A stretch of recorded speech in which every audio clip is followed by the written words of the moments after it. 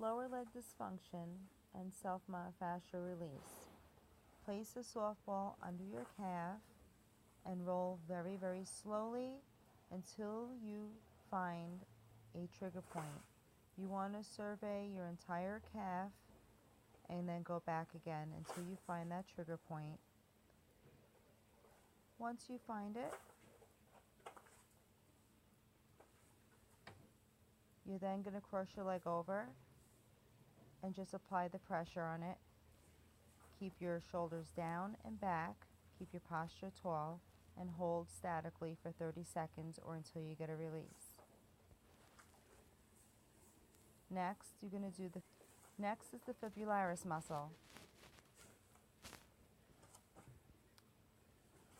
You're going to just turn your calf and your foot outwardly, rotating it to the side. And then again, you're going to just search for that trigger point, surveying the entire side of your calf there.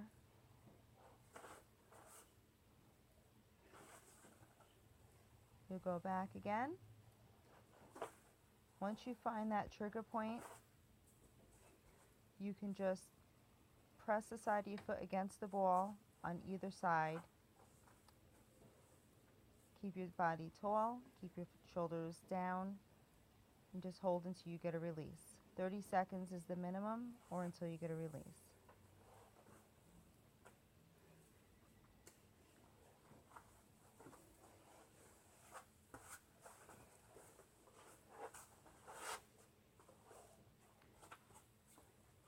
We also get tightness in our hamstrings, but the biceps femoris, the short head of the biceps femoris, is the one that really becomes overactive and is associated with lower leg dysfunction. It might be a little weird to find at first. What you want to do is you want to put your body weight up and over the ball.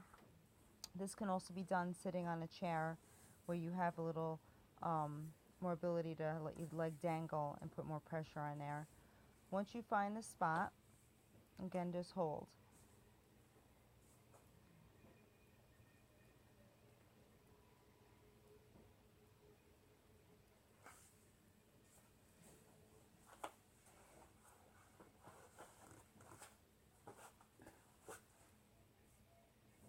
You're now going to do your TFL. It's your tensor fasciae lata. This is one of your hip flexor muscles, which tends to get very overactive, especially if you're sitting at a desk all day or sitting in a car. Keep your shoulders down. Don't let your lower back arch and sink, and let your belly sink down. The second part of this hip complex is the Gluteus Minimus.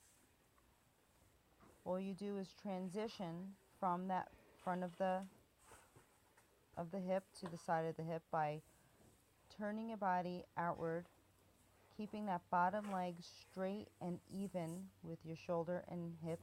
Heel, hip, and shoulder should be in one line. Shoulder blade should be down. Hold until you get a release. 30 seconds or until you get a release.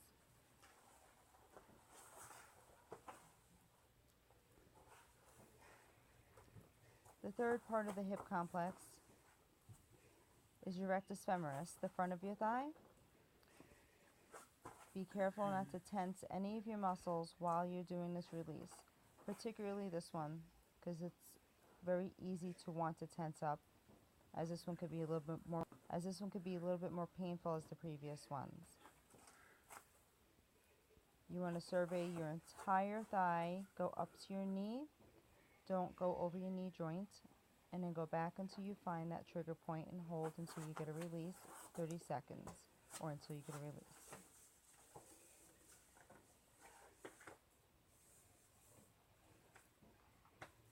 And here I'm just showing the other leg and what it looks like from the other side as far as posture.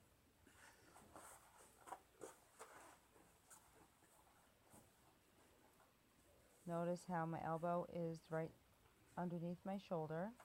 Both my shoulder blades are down and back. And I'm staying static. This is me transitioning from the TFL to the Gluteus Minimus. Again, everything is straight. Everything is lined up. My lower leg is straight and in line with my shoulder. And don't forget to breathe.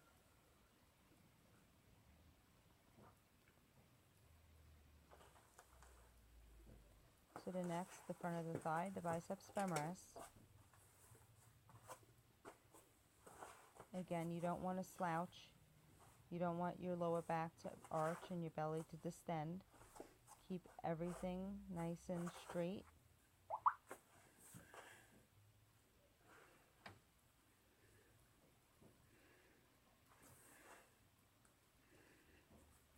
Find that trigger point and then hold static for 30 seconds or until you find a release.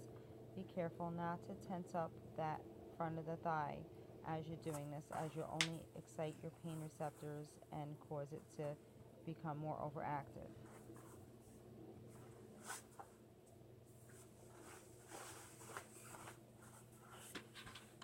The last one of the hip series is the side of your thigh, your Vastus Lateralis. This is something you want to use a foam roller for. You're going to go directly on your side of your hip. That bottom leg will remain straight behind, underneath your other hip and in line with your shoulder. And you're just going to drag yourself. Go slowly up until your knee. Do not go over your knee joint. Survey the entire side of your thigh until you find that trigger point. Keep the shoulders down. Keep the belly drawn in. And hold for 30 seconds or until you find a release. I'm going to show how it looks from the other side so you can see the form.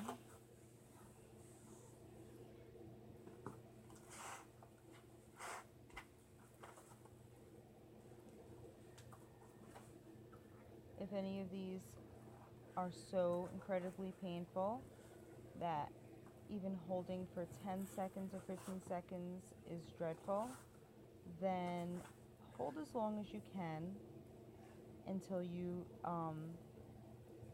can handle a little bit longer. If you practice this on a regular basis, it will get easier. So that's the hip series. We did the calf, the side of the calf, and all the aspects of the hips. Now we're going to do the inner thighs, specifically the anterior adductors. You want to lie on your stomach, bring your one knee out to the side, place the ball not just underneath but below the knee joint, but a little towards the outside, not directly in the middle where your leg is swallowing the ball. You want the ball to stick out a little bit, as you can see, so we can get those anterior adductors.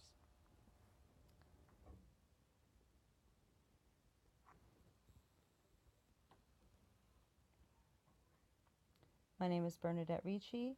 I'm Personal Training with Bernadette.